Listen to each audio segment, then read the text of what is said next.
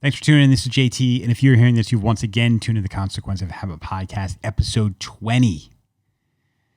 Man, episode 20. I thought that would come a lot faster than it has. But this whole thing is work. I'll be honest with you. I mean, I love it. Don't get me wrong. I feel a sense of purpose, and this is a true passion for me. I love doing this, and Jesus Christ, this thing is in 28 different countries. People are downloading it in 28 countries, which blows my mind. But I felt a sense of purpose and a sense of achievement by doing this that I haven't felt a whole lot of times in my life.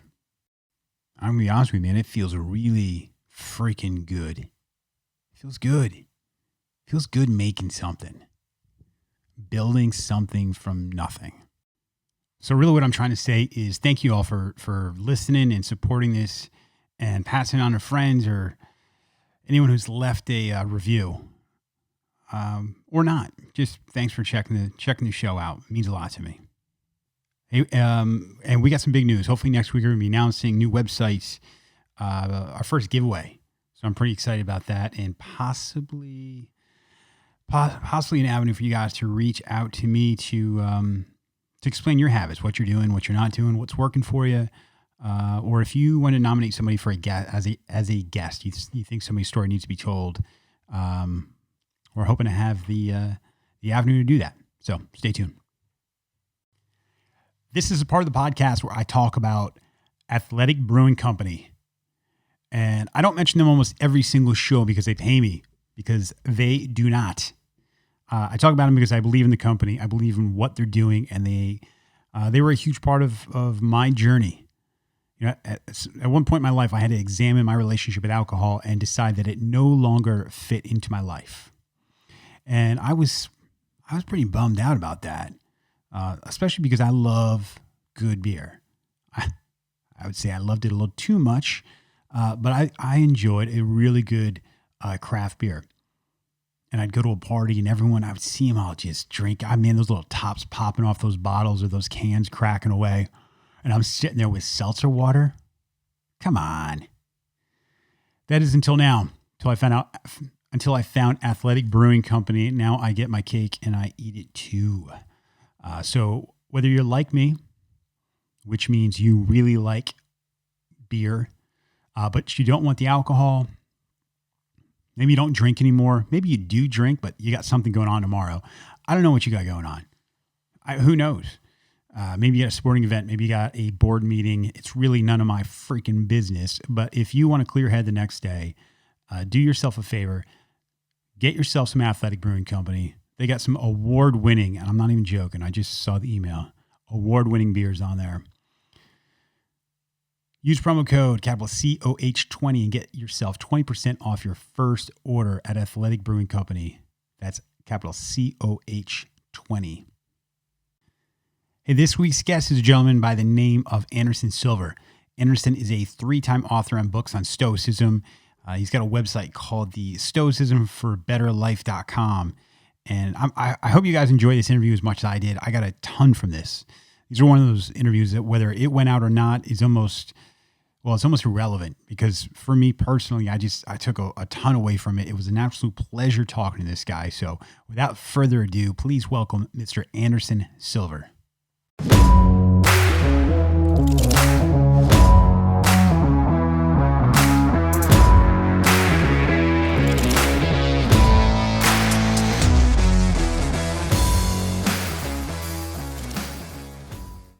All right, thanks for joining us. This is JT here at the Consequence of Habit podcast, and we are honored to have Anderson Silver on, man. Anderson, I appreciate you taking the time coming on.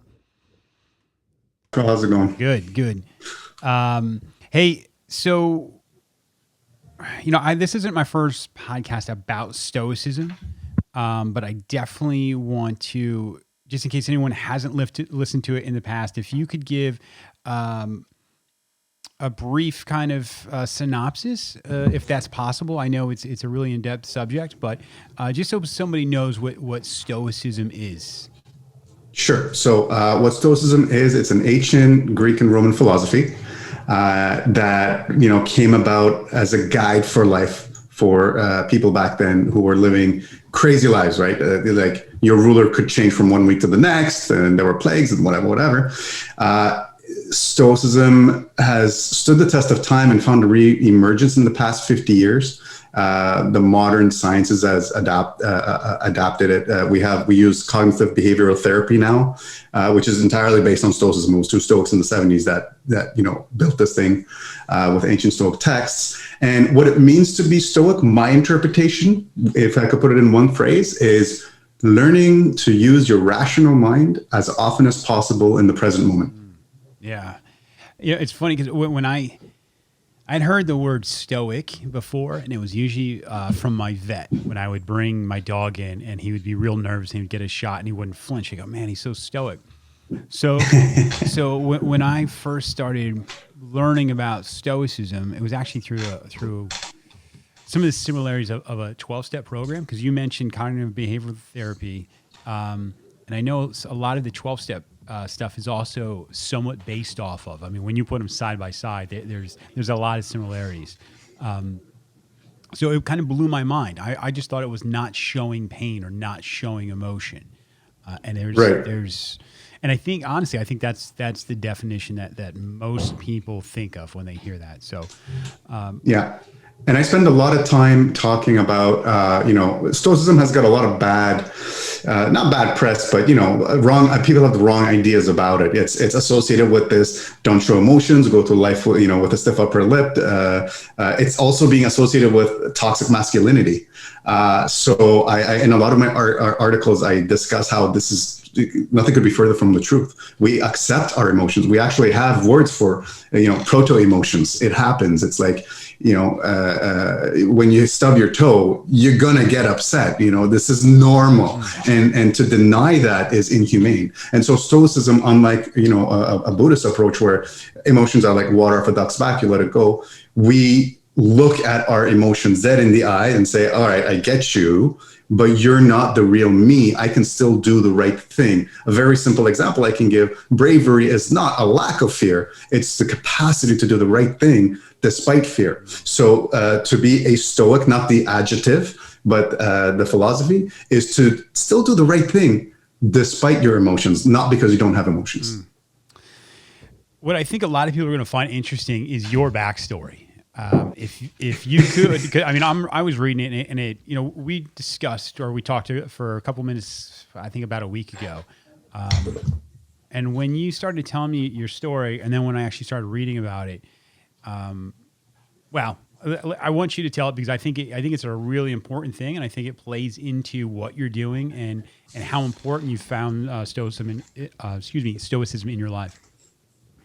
All right, so I was, if we turn the clock back about 10 years or so, I was at the top of the capitalist game, if you will. So I was the capitalist wet dream, the go-getter. Grabbed the bull by the horns, crushed it in school, got my CPA. Got a few other certifications to have like a dozen letters after my name. I got the executive level job, 6-figure salary, house, family, kids, dogs, pets, check. And I did everything society told me that I should do to be happy, to live a good life. And I had everything that society told me would show that I'm living a good life. And I was hollow inside. I was, at least, thank the gods, I was able to recognize and be honest with myself and see that I was missing something, that I was on this hedonic treadmill where I just kept, I was finding happiness in buying the new gadget, buying the next trip, the next dinner out, the next. Yeah. And so I recognized that something was really off. Because I followed everything I was told to do. So I started this re-education process. And I call it re-education because in my third book, I discuss this a lot. We've been untaught a lot of things that we have by nature, to be good little, cogs in this consumer economy and consumer system. And I looked a little bit everywhere, including philosophy. And by sheer dumb luck, I stumbled on a book called Letters of a Stoic by Seneca, written 2,500 years ago almost. And I was like, this dude sounds just like me. So just spot on, like, 2.5 millennia. And he's talking about things that are, aching in my brain right now. And it was the beginning of a beautiful journey. So over in the following 5 years, I kind of became a student of the philosophy. And I would share snippets with people around me, and they kept coming back for more. There was a real thirst for this stuff, and I became kind of the go-to guy for advice. And I was just, it's not some arcane knowledge. I was quoting ideas that I learned from these books. And then I decided to write my first book just as a, hey, there seems to be an appetite for this. Let me get it out there. And I was blown away by how much attention it got. Because I'm an independent author too. I was just doing this as a, hey, I wrote a book. Right. And this whole thing turned into, now today, 5 years later, I have 3 books. I write weekly exercises, articles. I have a podcast series, which is trending in the top 20% of Spotify. Nice. Like people are crazy about this stuff.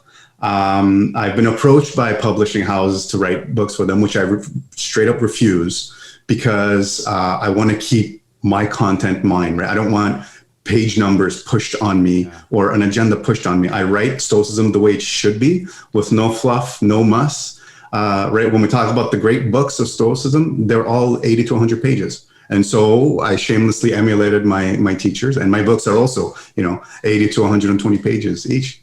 And so here we are today. I'm just trying to spread some rational thought, because if there's one thing we can definitely use a lot more of today is more reason, rational thought, and capacity to listen and adapt. I think that's why it's become so, or I should say why it's catching on again as much as it has. Obviously there's high profile names like Ryan Holiday, and I've heard more and more people talk about it. And I've actually, what I found really interesting too is the amount of like military leaders that follow, that use a Stoic philosophy. And I've had to tell other people when I've said, hey, I'm dabbling in this Stoicism thing, even if I'm not practicing it as much as I should, at least starting my day, and I would read, I would read meditations or just a page out of it, and it's confused a lot for a religion, and I'm sure you've dealt with that yourself, and I say no, it's an actual philosophy. And the more after I start sending, I've sent a page here and there to somebody who maybe I thought it just might be helpful that day, and they're like, oh man, that's some groundbreaking stuff, as if it was something new. And to me, it really shows that the human condition has not changed. We are all looking, we're all trying to figure out, well, like, what are we doing? What the hell is the point? So at that, if you just tell us what the point of life is, I'd appreciate it. I'm just joking. Well, if you ask the physical universe what the purpose of our life is, it's really simple. It's to hydrogenate carbon dioxide. If we look at the physical universe, everything is trying to reach a higher level of entropy. It's the second law of thermodynamics. To think we're any different because we're self-aware would be no different than people thinking the Earth was at the center of the universe. Just a couple of hundred years ago. So we have to accept the science that shows we're just here to hydrogenate carbon dioxide. Now, with that said, one thing I discuss a lot in my books is that we have something more. And, I challenge atheists. I used to be an atheist. And now I challenge atheists to say, there's no such thing. And I'll prove it to you, because atheists believe there's nothing. There's just the physical, and that's it. There's nothing. So I have this mental exercise I do called the Ship of Theseus. And so if you'll indulge me here for the benefit of your listeners, Theseus was the mythical founder of Athens. He was a real badass warrior. And he had this really cool battleship that he fought the Titans with. Okay. And so when he died, the citizens of Athens decided, okay, we're going to keep the ship maintained so that posterity can come see the ship of great Theseus. Fine. So the ship is floating there in the harbor, right? And it's aging. So then there's a plank that rots. And so the carpenter comes to preserve it for posterity, removes that piece of wood, and then puts a new one in its place, in the exact same place, exact same shape. So the question is this still the ship of Theseus, or is it something different because the plank has been changed? Oh, I would say it's been changed at that point. Right. Well, so most people will say, oh, it's just one plank. Some will say, I don't know. But the mental exercise goes on and you say, okay, you replace a few more planks and a few ropes and a few sails. At the end, the entire ship is replaced piece by piece. But it's all the same pieces in the exact same way. Is it still the ship of Theseus? Some people will still cling to the idea and say, yeah, it's the ship of Theseus. Then we go a step further and say, okay, so this whole time someone's been collecting these old rotten pieces, okay, and built the ship of Theseus, the original one, on land. So now, is that the ship of Theseus? Is there no ship of Theseus, or are there two?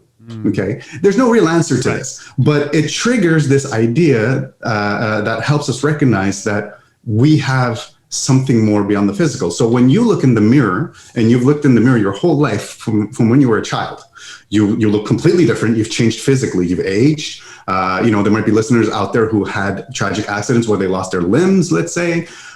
But when they look in the mirror, do they still not self-identify themselves as me? Yeah. Therefore, we identify ourselves not with the physical, but with something more. And the something more, call it your consciousness, your soul, your spirit, call it a tomato. It doesn't matter what you call it, it's there. And so this is where we make that distinction in the title of my second book, Your Duality Within. There's a duality of the rational mind, the real us, the consciousness, and then the animal brain, the one that has the emotions and all this jazz. And so I've trailed off here, haven't I, from your original question? You haven't. I mean, because I've thought about it myself. Like, you look at an animal, you look at a deer and you go, in my mind, I'm going, man, they're not worrying about yesterday, right? Like, I want to preference this by saying, one of the main beliefs in Stoicism, it's about what you can control. And if it's something that's not in your control, then it probably shouldn't be taking up too much bandwidth. And of course, they weren't using the word bandwidth back then. But I look at an animal and I go, to me, that's almost a definition of being stoic, because they're not worrying about tomorrow, they're not worrying about the past, they're just worrying about whatever is in front of them right now. Yep. And when we talk about humans, we talk about the ability that there's something more. And that more can really seem to be a problem. It's the same thing that can drive us crazy. It's the same reason that the amount of deaths from despair have gone up. I mean, exponentially. Especially lately. And I think, I don't know, and actually you said this. One of the main things is the more you look into these things, the more you realize you don't know anything. Like there is just so much out there. And now I'm just rambling on, but I would say this. If you could maybe just give some insight, because when I talk Stoicism to you, I feel like someone who just listened to Rosetta Stone for an hour and then tried talking Spanish to somebody who knows Spanish. So I'm really going to lean on you on this. In this crazy time we're living in, we're in this pandemic here in the U.S. We got this craziness going on with the election. There's the racial divide, just the amount of violence going on. How does Stoicism help people navigate through what's going on in their lives? Good question. Big question. Before I answer that, I just want to take 30 seconds to finish up on your purpose of life question, if I may. What I wanted to end the trail of thought was with this: something more also needs a purpose. The same way our physical bodies have a purpose, it has its basic needs. And so finding your own purpose in life, it's unique to each individual. There's no one-stop answer for everyone, one size fits all, rather.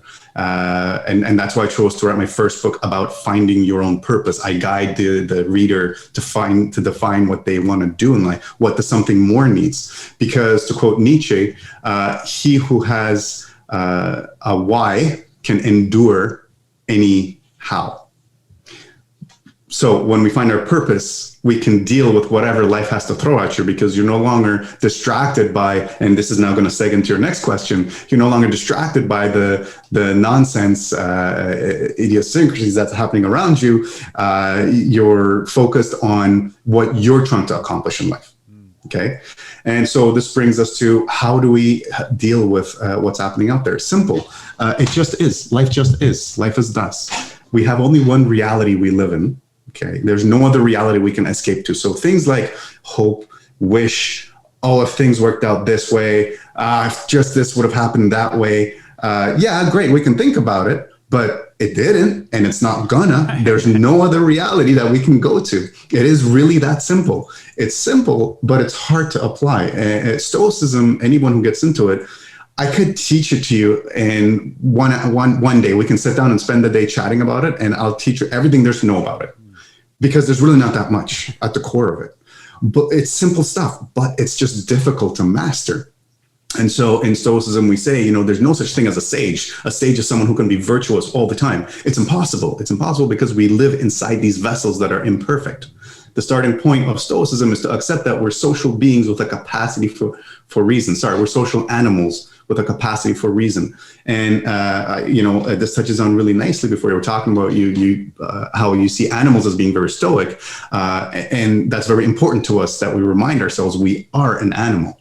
We took this from the Cynics. The Cynics were kind of like our older cousins, if you will. Mm-hmm. And the Cynics believed that happiness is to be found in just living according to our nature, like an animal. So Diogenes, one of my favorite philosophers of all time, he was homeless. He was living on the streets.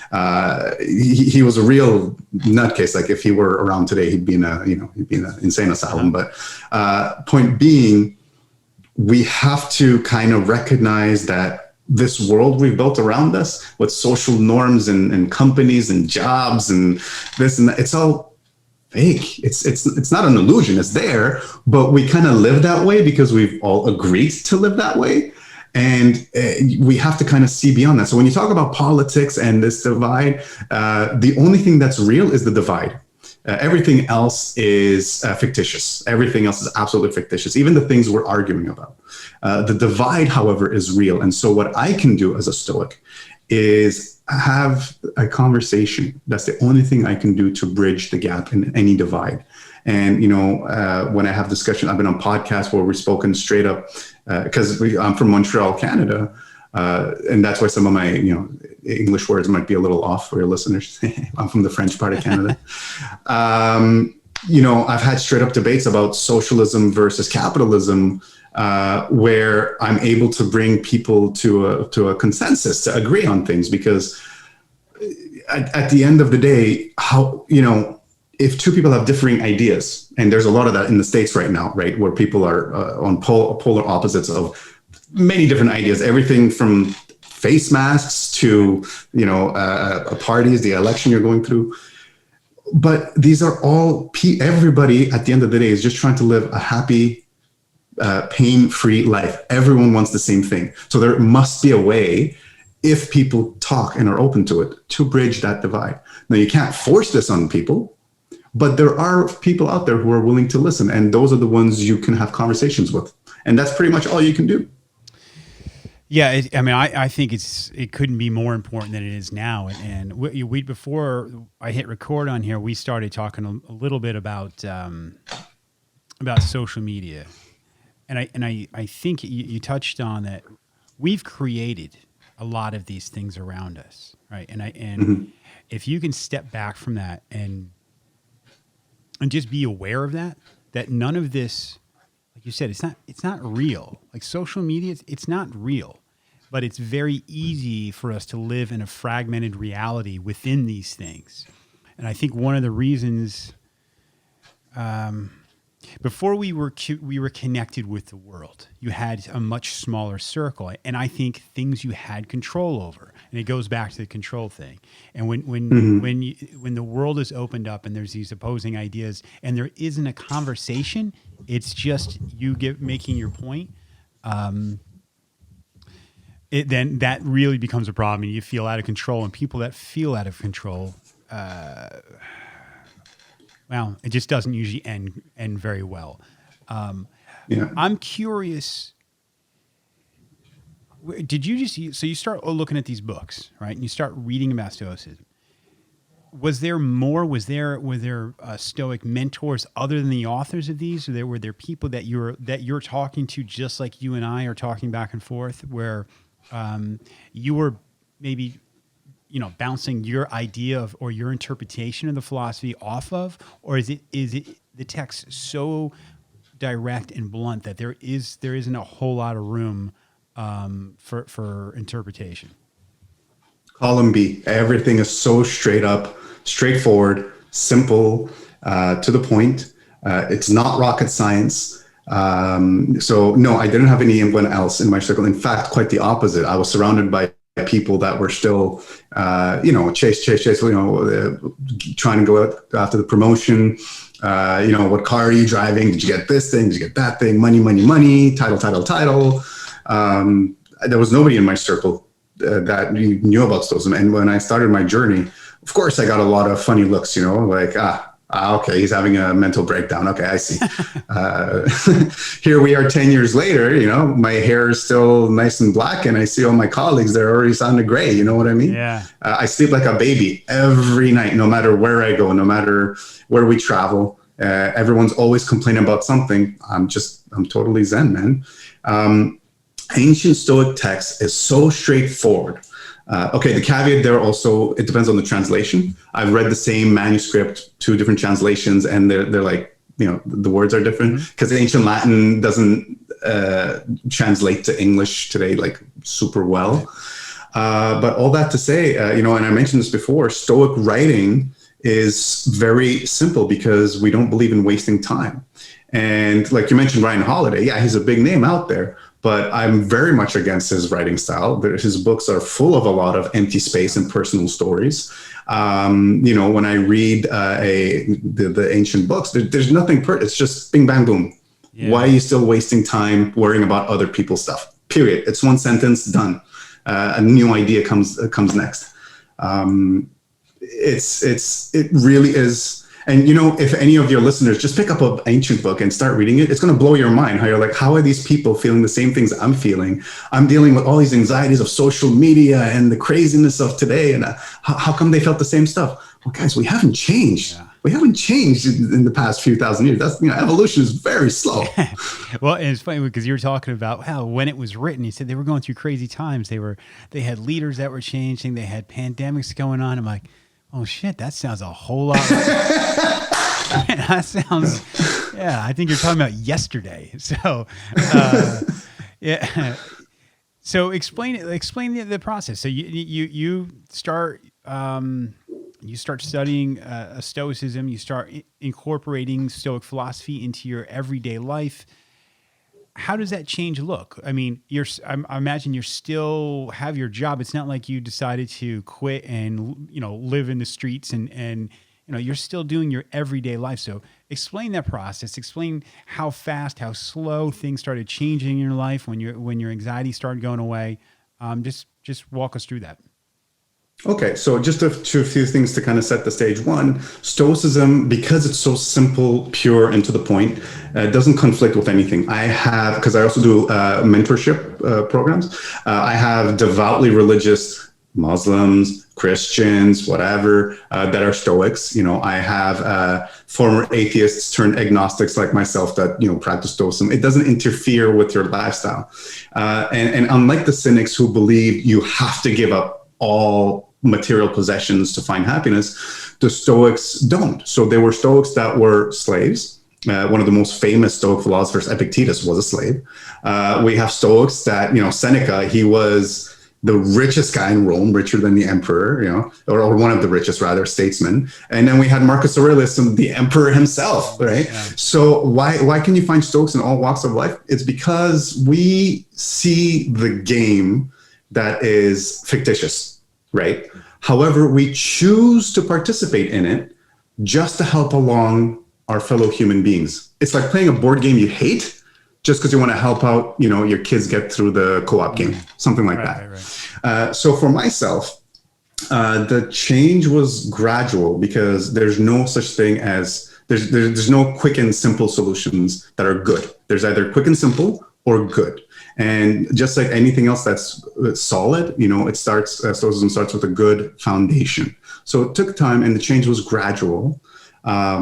A lot of meditation, and in Stoicism, when we say meditation, it's journaling. It's not your Zenful Buddhist style meditation, which is also great. But I'll be very honest. When I started 10 years ago, I couldn't. I tried meditating, sitting down, closing my eyes, and shutting my mind. I couldn't do it. There's just so much in my mind. I couldn't do it. But through Stoic meditation, when I discovered that duality within, and I heard my real voice distinctly separate from my body's voice, then I was able to begin thinking more clearly. So the first few years, maybe not 5, but let's say 3 years, I can honestly say I wasn't that different in my what I was thinking inside, or I wasn't that different in the way I was acting, but I had the right ideas floating through my mind. Okay. And through repetition, I was able to kind of reprogram that animal brain, if you will, because the autopilot, the animal brain, has this autopilot. Like, when you drive somewhere, but you don't really pay attention to the road, you just get there. That's your autopilot. Okay. And it's in charge more often than we are, because being rational is hard. It takes a lot of energy. If you were always calculating, you'd be like if you want to be like a Mr. Spock, it would be exhausting. Think about being logical and rational all the time. Right. So through meditation, what you do is you change your autopilot. It's almost like, what do they call it? When they say think about what you want to do and then it'll happen. There's a word for it. That's all right. I'll edit it in. Right, yeah. So, but it's kind of like that, right? And the change today, like my friends that knew me my whole life, they say, Anderson of the before times and the Anderson now, because now, look, I'll go back 10 years. I was very competitive too, right? I'm a product of my society. I would get out of my car and get into fights and arguments through road rage. Whereas now I'm that guy waving everybody in, like, come on in, buddy, I got you, fam. I used to drink a lot, but I would, just like everybody else, I would justify it because, I was buying really expensive scotch. So I'm classy. I'm not getting wasted. I'm just classy. And, since then to today, I've quit smoking, drinking, sugar, salt, caffeine. I don't drink coffee or tea. Anything that takes me away from my rational mind, I don't ingest, if you will. A silly example I like to use: I don't sleep with a pillow. Why? Not because I'm a stoic tough guy. No, it's because I travel for my job, right? And one of the biggest reasons why you don't get good sleep when you travel is because the pillow is either too hard or too soft. So a stoic answer to this: eliminate the luxury altogether. The first 2 weeks sucked, but after that I got used to sleeping without a pillow. And now when I travel, I sleep like a baby because I just removed the pillow from the equation. Why is this a stoic exercise? Because I'm never grumpy the next day due to a lack of sleep when I'm traveling. So I give myself the best possible chance of being rational no matter where I am in the world. So it's little things like this. It's not rocket science. Yeah, I think of it, it's almost having to debug a computer that's got a whole lot of malware and viruses and stuff floating around. And I say that I want to be clear. I've got all these viruses and stuff floating around for sure. So I've got a lot of debugging, and it is slow.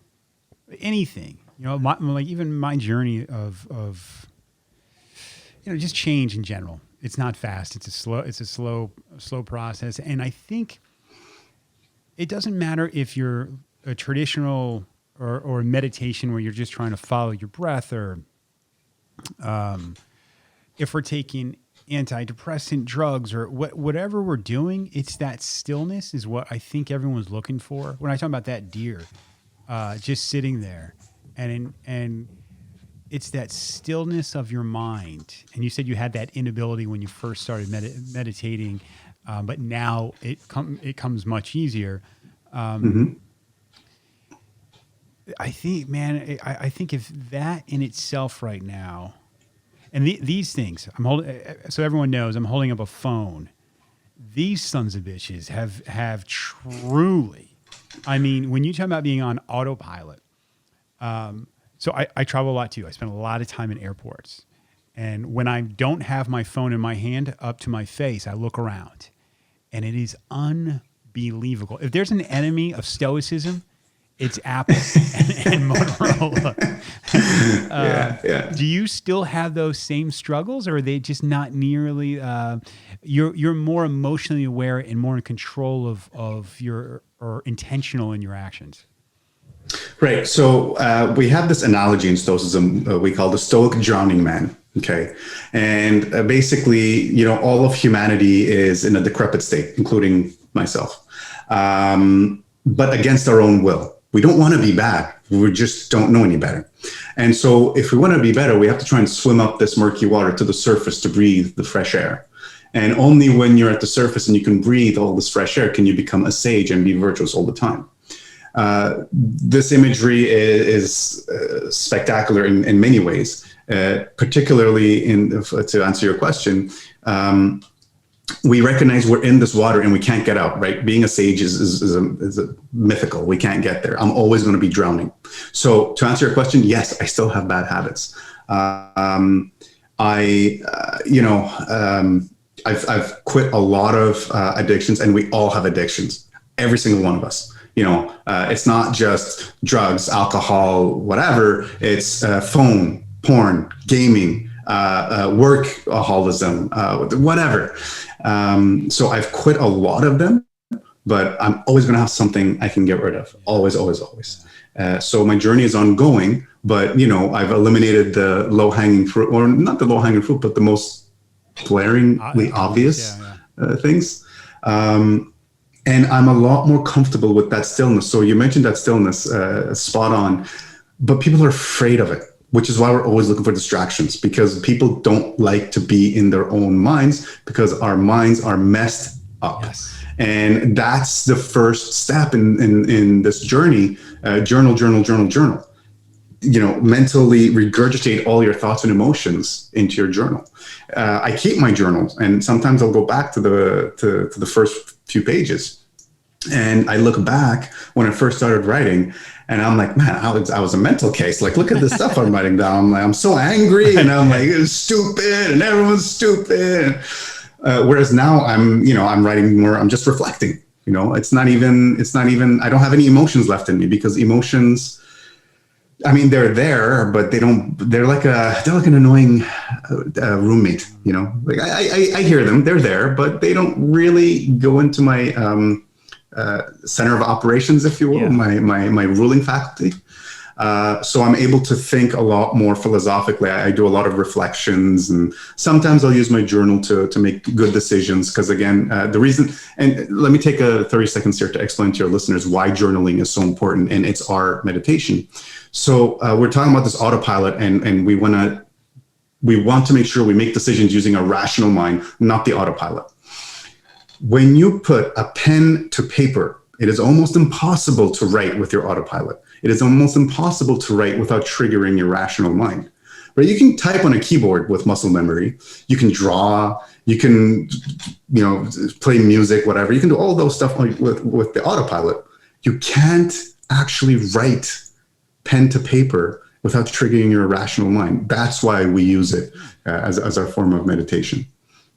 So to answer your question, I have a lot of things to still fix. Reddit being one of them. I don't have social media in my personal life, on my personal accounts, but I do have accounts for Anderson, which is my pen name. And I'm very active on Reddit because I run discussion groups there and whatnot. And sometimes I just kind of scroll over to the, popular feed. And before you know it, like an hour's gone by. I'm like, geez, what happened? Like, no. It's that stuff. It's murdering us slowly. You know what I mean? It's like being murdered with a wiffle ball bat. It's just stealing our time. And that's one of the things I think this is the hardest thing for most people, including myself, is unless you have something to lean on. Like, we all know what we're supposed to do, right? We all know we're not supposed to be on our phones. We know we're supposed to stay away from too much alcohol, porn, any of that stuff.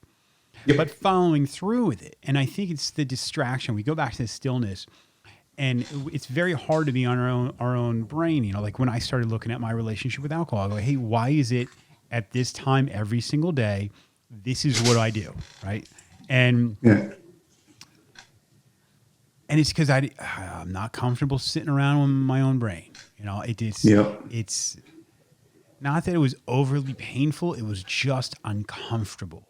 And that I've said it in other podcasts, and it's not my own thought; it's somebody else's. But they say like addiction's it's like water; it goes to the path of least resistance, and it will find something else. That uncomfortableness will seek out something else and try and figure out what else am I going to use. Okay, well, you stop drinking. Let's get you on this, whatever game on your phone and send you that way. So I just enjoy talking about the human condition and how we're constantly struggling. And I am excited.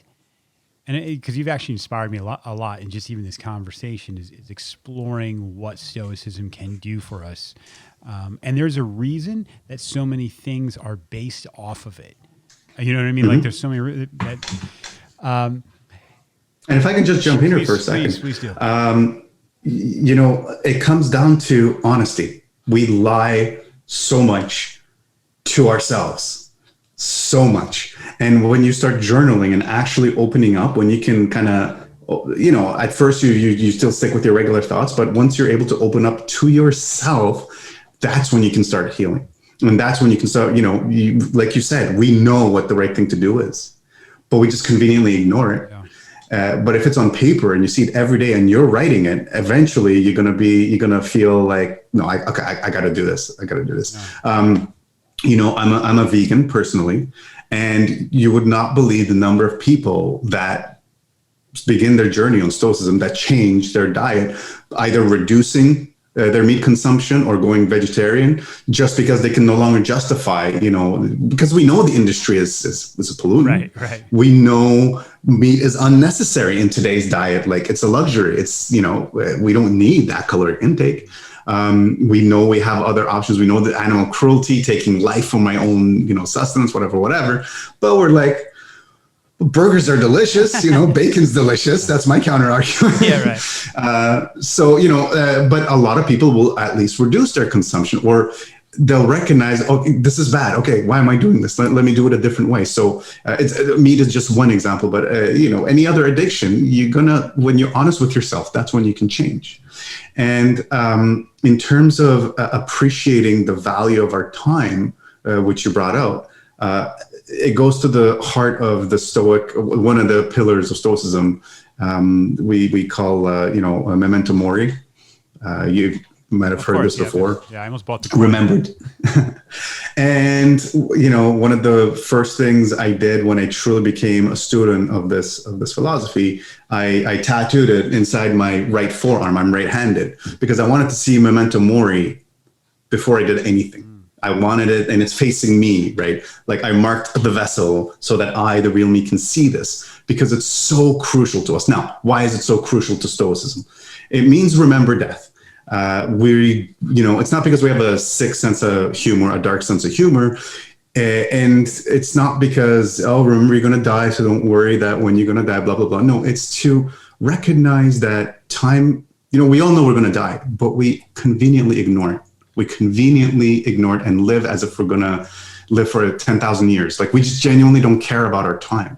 And by keeping my death always at heart and like always right in front of my face, it makes me appreciate this moment more. So this conversation with you might be my last. I might not even make it to the end of this conversation. I am actively aware of this, which makes me want to bring my A game every time. Every moment of every day, as often as I can. It makes me hug my kids and wife a little bit longer, an extra second more when I'm saying goodbye in the morning, right? It makes me enjoy a sip of this herbal tea that much more. Wow, this taste is wonderful. When anyone who looks up at the night sky and sees the heavenly bodies, you get that little kind of goosebump, like, wow. Nature is beautiful, nature is metal, is beautiful. Right.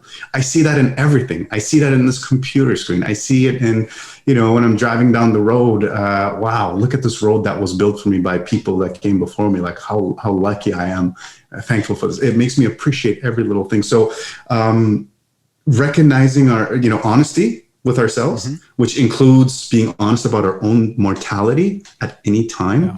is a necessary part of, I think, finding happiness, because that is part of the human condition. That anxiety of la la la la, la, I'm not going to die, la la la la la, Yeah. la, I'm Yeah. not Yeah. going to Yeah. die. It doesn't help. It doesn't help. So we have to be honest with ourselves. Yeah.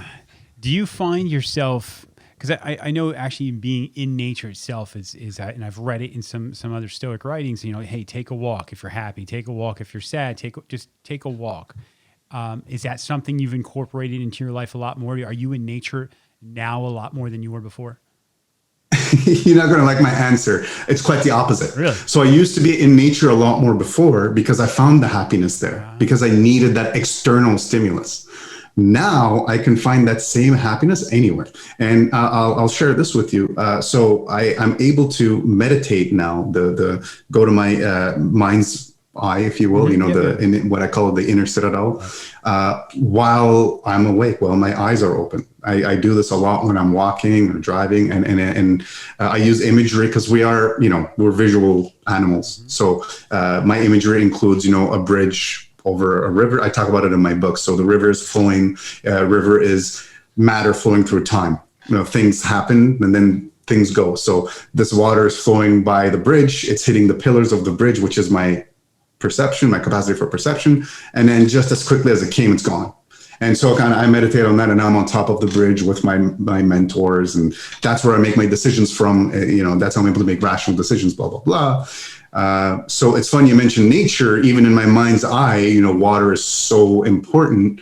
So absolutely, nature. Because we reconnect with it. That's where we come from. But personally, no, I'm able to find it a lot more now without having that external stimulus. So I go out less. I used to go, we still do, but I used to go like kayaking every weekend, Okay. hiking every weekend. Now I spend a lot more time dedicating my time to my work under the Anderson Silver name, because I choose to make that. Let me backtrack, because I see the impact it has on people. We were talking about this before we started recording. I take 1 hour every morning to answer people that write to me. And every fourth message, it's not a question or seeking advice. It's a genuine thanks. Thank you so much for it. It helped me so much. I really appreciate it. You've had such an impact. It's messages like this that drive me. Yeah. Which is why I, again, choose to be an independent author, because I want to make my stuff as cheap as possible, as accessible as possible. And all my material is free, except the 3 books. All my podcasts, all my articles, everything is free. When this pandemic started, I made all the books free because I knew with the lockdown, people are going to need some guidance. So I saw, not to harp on Mr. Holiday, but he right away had this $50 or $25 stoicism. That's not very stoic, buddy. Like right. Anyway. What I did, I immediately made all my books free on Amazon. So the work I do for Anderson takes a lot of my free time, because it is my on the side thing. But my wife and my family is on board, because they also see, the good that Anderson's doing. Actually, my wife runs the Instagram and Facebook account. My daughter does the TikTok thing. Like, cool. Everyone's chipping in too. Yeah, that's cool. So a lot less time in nature, a lot more time on the keyboard. But I think I'm making the world a better place. So it's the right decision. And that's what drives you, right? You found your purpose. We go back to having a purpose, and it doesn't probably feel like a whole lot of work when you're actually doing something you love and you care about. You mentioned not having alcohol or salt or sugar. Is there anything that you would take in? And I only ask you this, and I hope I don't offend you, because some of the things you're even saying, I've talked to other people that have gotten some of these experiences through things like psychedelics. And is there anything that you use, even if it's something natural, that just helps you even connect to even more? Or is all of this truly an internal thing? It's all 100% internal. And I truly believe we can ail 99% of our mental illnesses, not through drugs, but through the power of the mind, if we just focus on it. We're taught all the wrong things from birth. It's the cards are stacked against us from the very beginning. And the only reason I was able to do this kind of U-turn is because I came out on top, right? If I was still struggling, to put food on the table and all this and that, who has time to come home after a 12-hour shift and read ancient philosophy?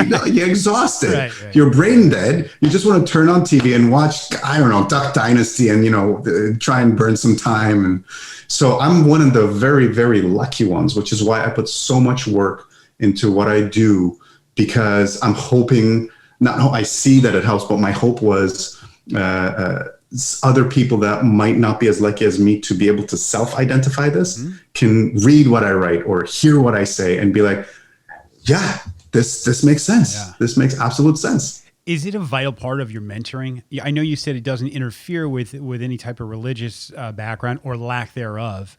Is it an integral part? Is it built into your mentoring that you do? Is what built into it? Stoicism. I imagine it's. Is it what it's based off of? The question is, did you get into your mentoring because of your research into Stoicism? Yes, absolutely. Okay. The mentoring only came in the last 2 years after I wrote the first book, because there was the demand for it. And it's not like a service. I don't get paid for it, but I'll take the time to sit down and chat. And now with Zoom, it's so easy. Yeah. And I'll say, Vince. Now I consider all of them my friends now, which is great. Yeah.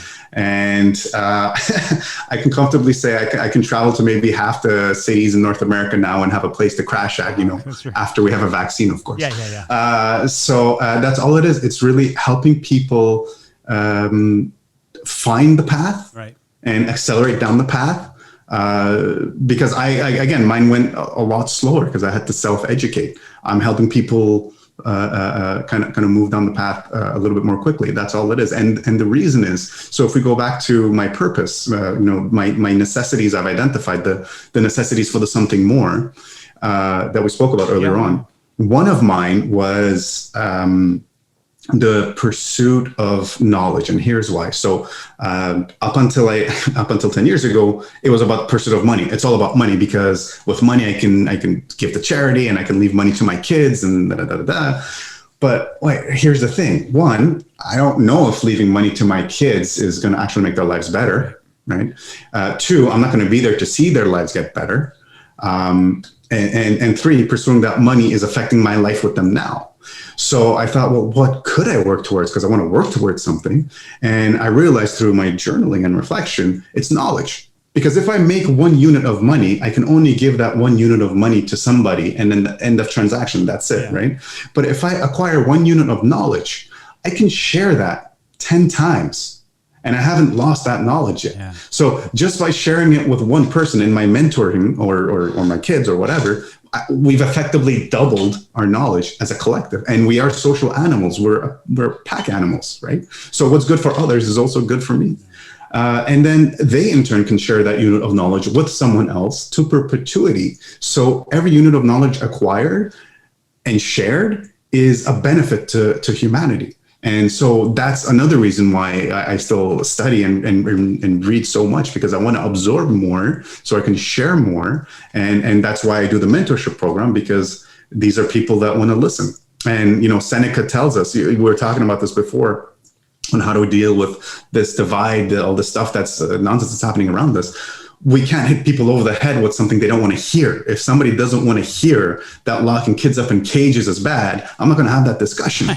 But if someone's open to have a conversation, this is what Seneca calls the listening ear, right? Preaching to a mob is a waste of my time, and it's a waste of the mob's time, because they're not going to listen. But talking to someone who's curious, now that's worthy of my time. And so when people approach me, if anyone approaches me with a question, in this case, it's a podcast interview. In the mentorship case, it's, hey, do you mind if we chat once a week or once every 2 weeks? Yeah, sure, no problem. Yeah. Well, this is someone that wants to hear what I have to say. So why shouldn't I? Yeah. Have you seen people seeking you out a lot more since the pandemic? Oh my God. Oh, really? The book sales went through the roof after the lockdown. Okay, so the first month there was nothing, and then it was just phew. The podcast, ironically, it's been pretty good even before. Uh-huh. I guess it has to do with, like, before there were commutes, and then afterwards people were seeking it out. Yeah, Like, I don't yeah, know, yeah. but yeah, a lot more messaging, and I've had to recruit my wife to help me with some of these messaging so she can triage questions where I have to actually give answers versus like, hey, all right, thanks, because there has been a lot of demand. But that's a good thing, because every time someone asks a question, it's an opportunity for them to learn, and I get to be part of that process. It's a beautiful thing. Yeah, one of the things about Stoicism too is it's perception, right? So you mentioned you don't have to be in nature to feel that relaxation, and that's one thing a lot of people try and seek. Like, I just want this vacation home somewhere away from all this. And I say this all the time. I was just recently looking at land up in the mountains somewhere. I'm like, I just want a bubble to get away from all of this craziness so I can finally chill out and relax. And man, there is something to be said about just being able to just do that in your own mind and not have to run away to something external to be able to feel that peace. Did you? And that thought is no different than a drug addict taking a hit of whatever. Really? That wanting to go on a trip, go away for a week. Yeah, awesome. But what's in here, and yeah, of course, it's a podcast, so I'm pointing at my brain. What's in your mind, it's still in your mind, no matter where you go. People that will close up shop and move to a different city for a new beginning. Yeah. That's not really a new beginning. It's just new scenery, Right.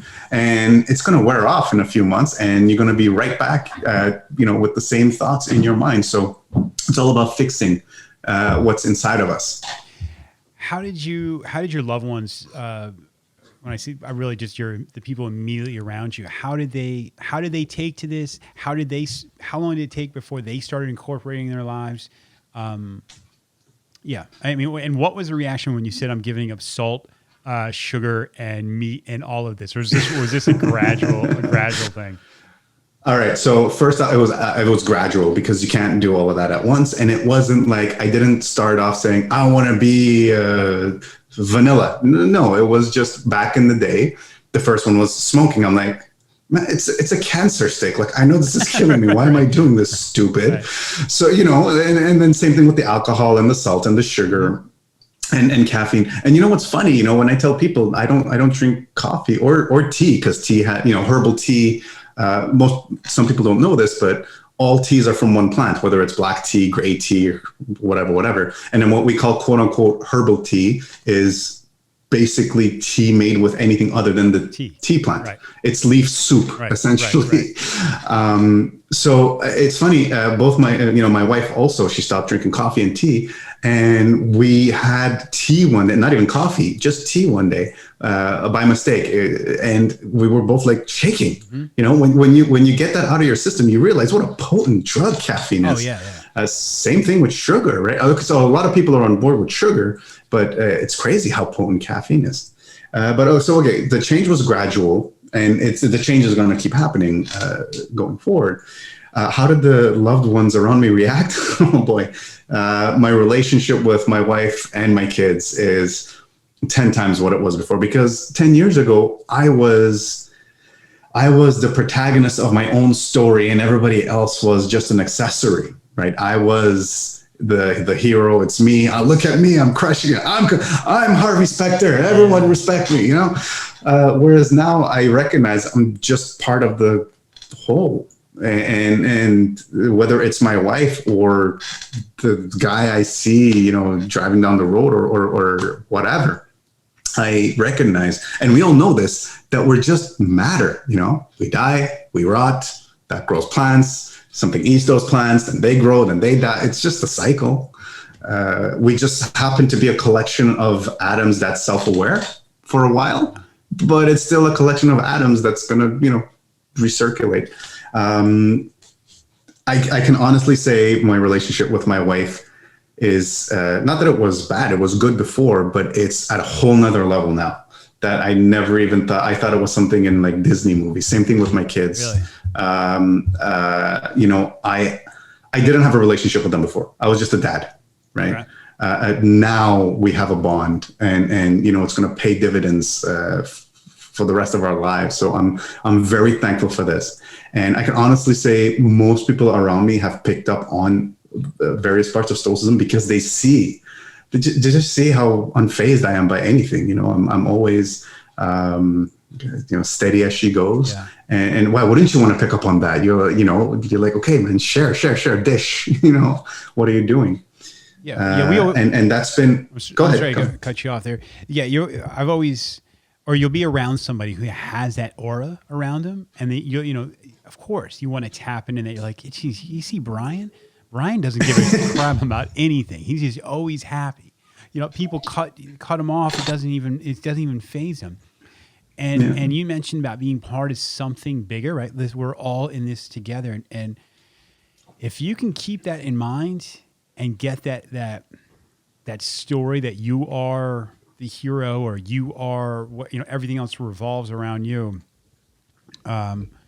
It definitely, I think it makes things a lot easier. And I also, when you realize that it's a sickness that we all have, I think it becomes much easier to have empathy for other people when you see them acting out in a certain way. And I always struggle saying these things as if I'm not the one acting out sometimes, because I 100% am. But at least I can pull back enough just to go, well, that's how I would like to be. So I'll let you finish up with your thought, and then I want to talk real quick about what your normal day looks like. Sure. Here's a thought I'll leave your listeners with, and this is an idea I like leaving anybody with. Take a step back, take a moment to actually ask yourself, are you living the life that you want to live? Like it. Or are you just doing what you've always done or what everybody else is doing and then calling it a day? Because every day is a day gone that you're never going to get back, and every day is death. And you're marching closer towards the last death. So think very carefully. Are you living the life you want to live? That's officially the soundbite that will be released from this podcast. There's the audiogram right there. All right. I mean, the reason I asked you about what your day looks like is I kind of know. In Stoicism, there's a lot of time spent thinking about your day, journaling about it, analyzing what did I do today, where could I have improved. So if you could just walk us quickly what your day looks like. I don't know. I guess Sure. I'm just curious. All right. So my days start early. I'm an early bird, and I go to bed early. So I'm usually up around 5:30. I'll meditate for a little bit as I wake up. Before, it used to be grab a cup of coffee, and now it's sit down in a quiet place and close your eyes and get to your mind's eye. This way, I make sure I start my day in the right place, in my rational mind. And then I used to do exercises in the morning. Now, weather permitting, because I am in Canada, mind you, it's November 10th, and today it was 17 degrees. Like, yeah, global warming is a myth, sure. Right. So I take my son for a 1 hour walk, and we'll spend half an hour at the park, my youngest son, religiously every day. And then, back home, whatever, breakfast, work.